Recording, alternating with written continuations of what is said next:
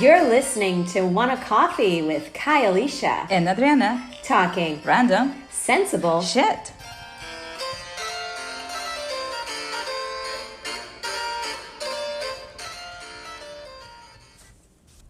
Live, laugh, love. Oh boy. When people listen to those three words together, it's like either two responses, like a cringe, Yes. like Yeah. or the other one is like, hell yeah. Exactly. But it's like, you think about I always think about the people who've got the plaques in their house of live, laugh, love. And I'm Yes. just like, you're right. I'm cringing inside. I'm like, fuck you 100 times over. It's like, Live, laugh, love, you bitch. Really? really? Like, have you been outside? Like, or do you have any taste for them? You Like, know? oh God. It's so many ways that you can cringe, like, emotionally. Yes. It's a way of, like, so many things. So many. But And we've been battling this. I mean, we have been battling this as new on the scene as podcasters here. We have been battling how we are going to maneuver bringing light topics in a really sensitive and hard and difficult time. And, my brother accused me of live, laugh, loving, when we released a podcast as of late. And to be honest, we were live, laugh, loving. But it's like, what do you do during hard times? exactly. Like, I think now that we had our conversation, okay, first of all, my primary position is like, hell no. I'm not a live, life, love person because it goes against everything I believe in, everything my parents could have instilled in me since my childhood. Because, okay, you associate it with, like, life is so light and it's perfect, and you don't take into consideration that is like peaks and valleys. Like, your life is just like a peak and you go there and it's perfect. Yeah. So the thing is that this concept makes sense. I'm maybe the wording is the one that I'm against it, but it makes sense. Like, human nature, you cannot be dead, tears, hate. That will be the complete opposite. You will be needing some kind of antidepressant if you will live the opposite way. So I think that we all have our own live, life, love expectations. I would say I met so much different people and they just want to live their lives in the way they want to lead them and love someone. I don't know, what am I defending? But the thing is that everyone...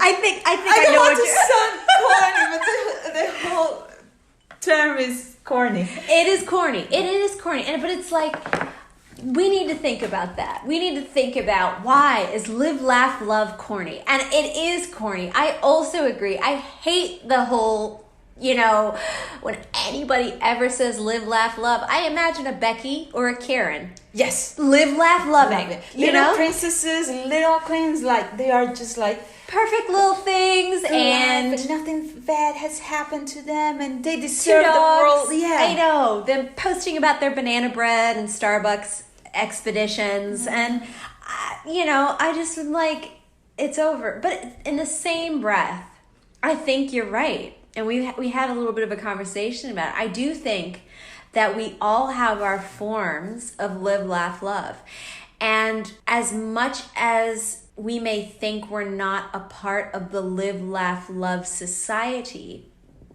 on the other hand, how do you cope? exactly. How can you cope if you don't live, laugh, love? Meaning, have some form of peace, something that you have to, some form of escapism. You will be bitter all the time. Yeah. Like, whatever dream you have. I can't believe I'm going to say that. Whatever dream you have or goal you have, that's living. So,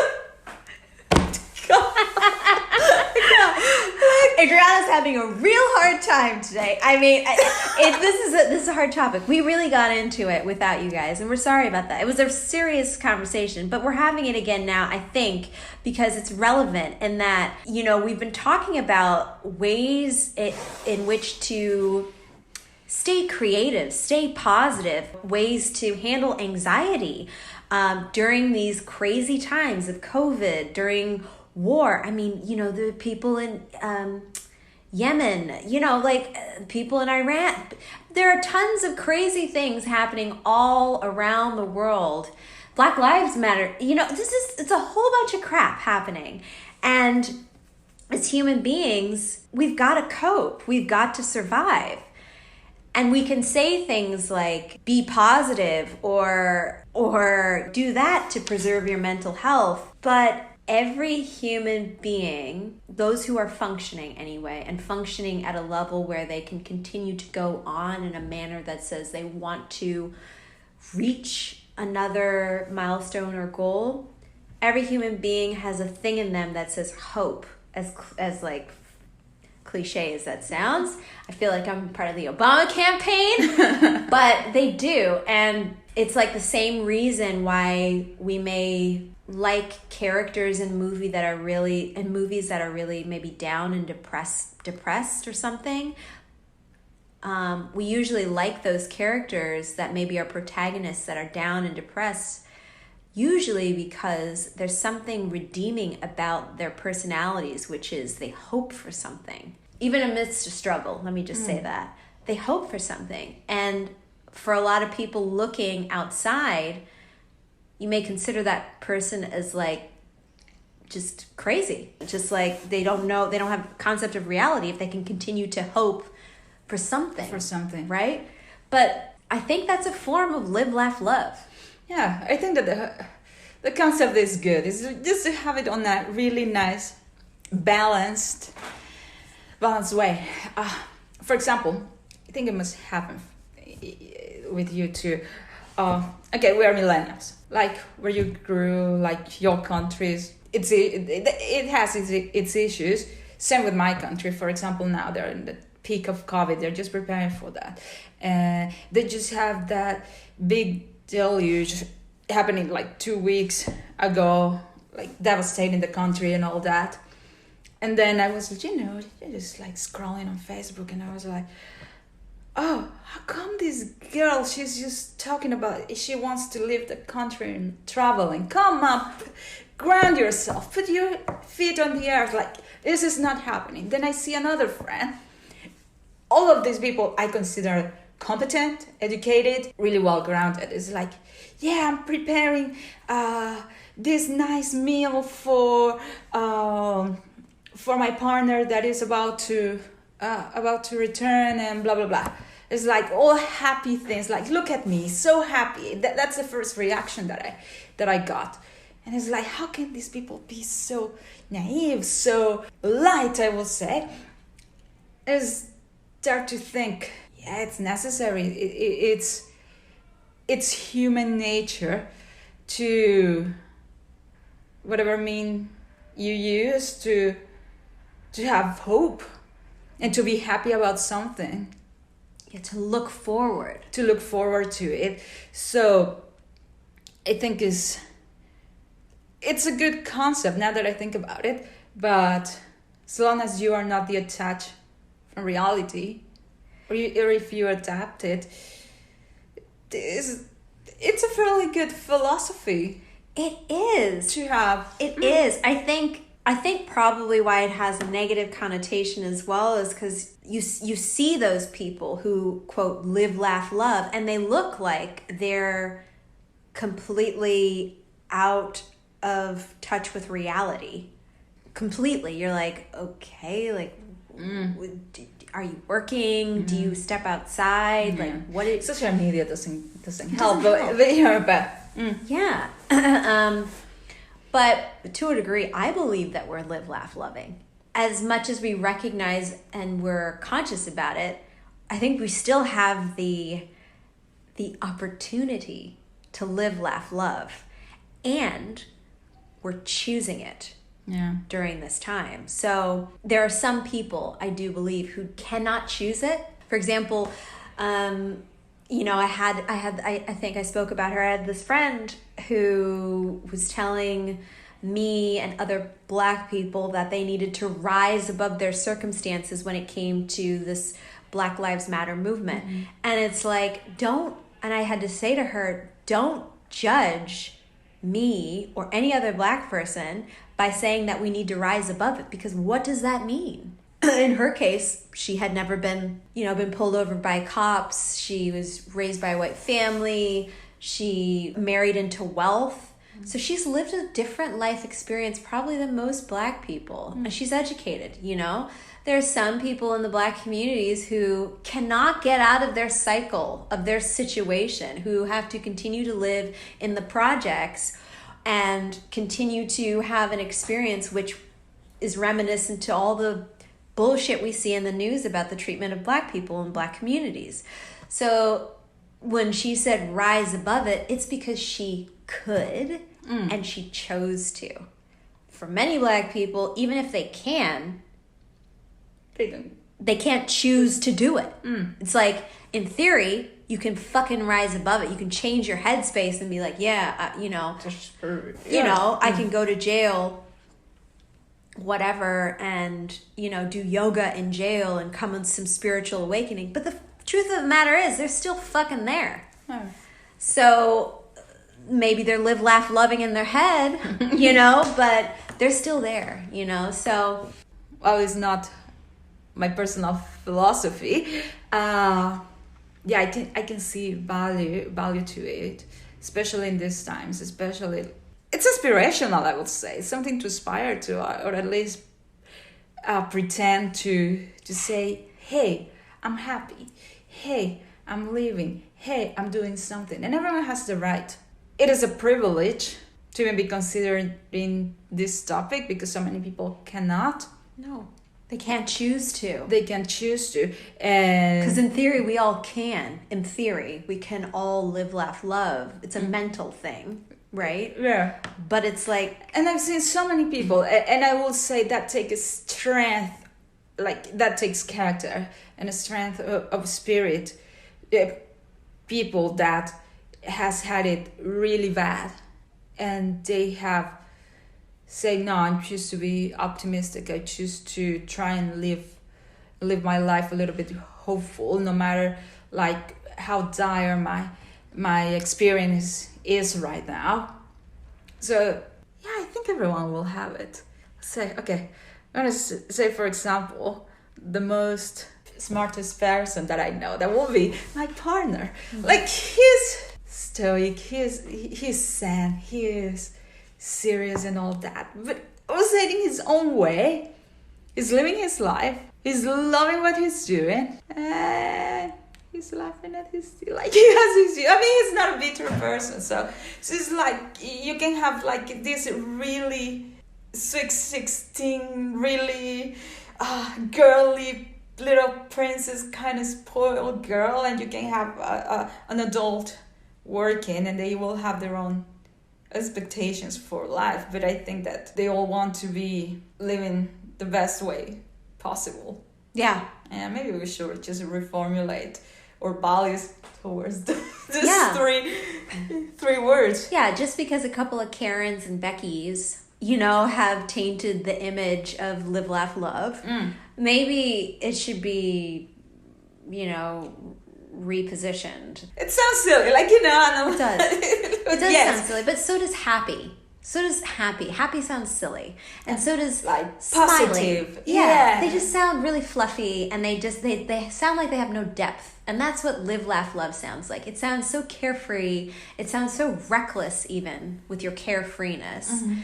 But, you know, I appreciate you talking about your partner, because, you know, we're all living this life together. Your partner, my partner, yourself, myself. Mm-hmm. Here we are, having a podcast on the other side of the world. You're away from El Salvador. I'm away from America. I'm in Australia. Things are fucking great. Yes. COVID is not an issue here. Thank God. We're lucky for that. with respect to the Black Lives Matters movement, there's an indigenous population here, which is similar to the Native Americans, but like a huge it's controversial, but it's not as talked about like it is in America, the racism. So it's like, you know, we live well, we eat well, we can afford to look at what's going on in America and our own countries from a window, from a glass window. We can literally wave and say, wow. Oh, that's so bad, but we're over here. And it's not to say that we're not conscious of the fact that we're over here, or that we didn't work hard to get where we are in life, but it's the sheer fact that we could and we did. Although it was really hard work to be where we are right now, like the fact that we could aspire to work hard and to know that eventually this will be fruitful, then it's like, okay, we are here, you have to appreciate it, and this should be some like an experience to say, okay, if I'm here, what can I do to make this meaningful? And this is, I guess, is what is forgotten with this whole movement. It's like, it seems a little bit selfish. It seems a little bit like me, and look at me and how good I have it. But if you see in this way that you appreciate and you say, hey, I'm in a good position, let's make something meaningful out of it. Like from the position in life that you're currently, I would say. Yeah. Because we shouldn't really diminish. We shouldn't diminish our experience or neglect or pretend that we don't know what's going on or that we didn't come from something difficult. I don't think that that's the case at all. But I feel that in order to thrive, in order to move forward, you have to have this you have to have even just like the smallest even amount of this feeling or this desire to think that you can. Even if you don't actually choose it, but you think that you can. And I think that's a form of live, laugh, love. Like, if we're live, laugh, loving, are people gonna fucking hate us? You know, like. But everyone does it in their own way. Everyone does it. Everyone has live, laugh, love, but do they exercise live, laugh, love? I think. Can they? They can. Yes. They can. Do they? Not everyone has the potential to live, laugh, love, but most people, I think, do it and they don't even realize that they're doing it. Yeah, I think it's one of those philosophies that I'm going to make a really far-fetched comparison, but it's the same like being zen. Like that is a way that you're satisfied with your life. Being what? Live life, love it. Yeah, you're satisfied with your life. Again, peaks and valleys. Like it's not going to be all good all the time. So it's like. So don't live. Yeah, exactly. Don't live, laugh. Don't tell us that you live, laughing, live, laugh, loving throughout the bullshit of the world. Like that's not fair. Yeah. I think that yes, that's why you say there's going to be peaks and valleys. But I think that there are many people who've taken this concept of live, laugh, love and been like, well, since I don't really experience a lot of peaks and valleys, you know what I mean? Peaks, just valleys. I speak, I live, laugh, love, bitch. You know, and it's like, okay, fuck you. You know, and but damn it, I think what I'm trying to say is, let's be like the Beckys and the Karens, but a little bit smarter. We can live, laugh, love, but we know where we're at and where we've come from and what we've got to do. So yeah, I think we can live, laugh, love. And I think we do. Yeah, that's good. That's good. Not as much as Karen. Like maybe not that good. Like no, she's in me. Like maybe like the really nice younger sister. How do we call her? Becky? Becky, maybe. Or... Becky's a bitch. I don't know. No, okay. There should be like a good. There should be live, laugh, loves. I don't know anyone who live, laughs, loves. Who live, laugh, because loves. it implies selfishness. Yeah, and they're selfish. It does. Completely selfish and just living in a delusion. Just delusional. Delusional. So there should be like, okay, what should be the new live, laugh, love? Maybe the thing is live, laugh, love should be replaced with having joy. Because happy for me is an emotion, and it's one that... It's very superficial. It feels superficial. It feels like it can come and go. Yeah. But joy is like... Contented. Yes, you're content. And like you know, it's something like the sun still rises. Yeah. Or life continues. Or there's always tomorrow. Yeah. You can, if you fail, you try it again, you may succeed. Yeah, it's like resilience, but Yeah. it's like the sun always rises, And it always sets. So there's there's balance. Exactly. To it, you know. Totally. I think that's joy. Because joy it means fulfillment. It means satisfaction. It means peace. I don't know. That's true. Because you can still have peace in war. Mm-hmm. You can. Which is really profound, because it's like, how can you have peace in war? Or you can still have joy in war. Yeah. Like, we're talking about people who have had babies during this time. Yeah. We're talking about, these are miracles. These are blessings. These are huge, It's unbelievable. Amazing. It's like that cup of joy that you wouldn't expect, and it's like life happens. Yeah. Amazing. It's amazing. But yeah, I think, okay, I will say, I will say the bad thing, the problem with this is like people have cheapened the meaning of the word. You start losing respect for the words. Like, really have your philosophy. I don't know. Please do not post it on your living room.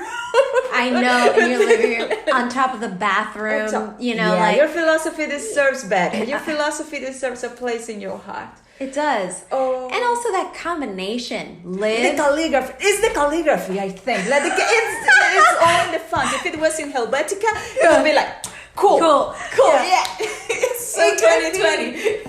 It could be. I mean, oh god, Adriel. I feel also too. Damn, I really feel it's the positioning of those words: live, laugh, love, and it's like live and love are very strong words, and then all of a sudden you have laugh in there. It's like what? Yeah. But you get why you want laugh, right? Because you just say happiness, or like I want to say humor. But like it doesn't make any sense, right? No, it happened the same thing with the American flag, and I will say it as an outsider. Like I see all the flags from all countries. It's like, yeah, that's a flag. That's so boring. That's a flag. I have to respect it. But then I see an American flag, and I see it everywhere. Yeah, everywhere. That as much as you love your country, you see that, you just see. On a pair of boxers, your flag is like... Yeah, it doesn't feel as sacred, does it? Yeah, so maybe that's what happened. Maybe it's... so many things. Just used up. But, it's a number of things, but I do feel also that laugh just cheapened that whole concept and made it just go into the trash. Superficial. Yeah, I think that's... Because life and love are just so strong. Yes. And then all of a sudden you have laugh, and it's like, are you fucking kidding me? Laugh? But it's like, have you heard of that? I think he's either Indian or Pakistani guru who always talks about smiling and laughing being the way of healing, and all he does is like teach people how to laugh. Oh no, I haven't seen it. It's amazing. It's hilarious and amazing because it just seems completely batshit crazy, but it looks great as a form of therapy. Yeah. But in Western countries, I would say. It's hard. And everywhere. It's hard to adapt to that because it just is like, how dare you? Yeah. There's something about it that's like, I'm over here struggling and you're just laughing? You're just enjoying enjoying? life. Yeah. Like, fuck you, you know? Exactly. But like, who do you think you are? But maybe there's a value in that we need to treat life lightly. Yeah. Because we all die anyway. It's ephemeral. You know, so we're here with the live and love. But maybe life is meant to be treaded upon very lightly because it can be gone in an instant. The lightness. You know? Love. Oh boy. But yeah. So for me, like, my final remark will be, like, there is so much to argue to it. And this is nothing because we spent the whole afternoon arguing about this. It was like, Adriana has a real problem about this phrase. But balance, people. Yes. An equilibrium. Mm-hmm. No life. No death. Mm-hmm. No crying. No laughing. Mm-hmm. Like not loving, no hate. Like the three of them, if you fulfill them, you will end up in a mental institution. So balance. Balance is pretty good. But in the same breath, I hate to do it. In the same breath, you need to be a little bit delusional to be successful. That's true. To think forward, to look forward, to make it ahead. To have some change, to be revolutionary. Like. Thanks for listening. We want to know what you think. Send us your comments and follow us on Twitter and Facebook at #WannaCoffeePod.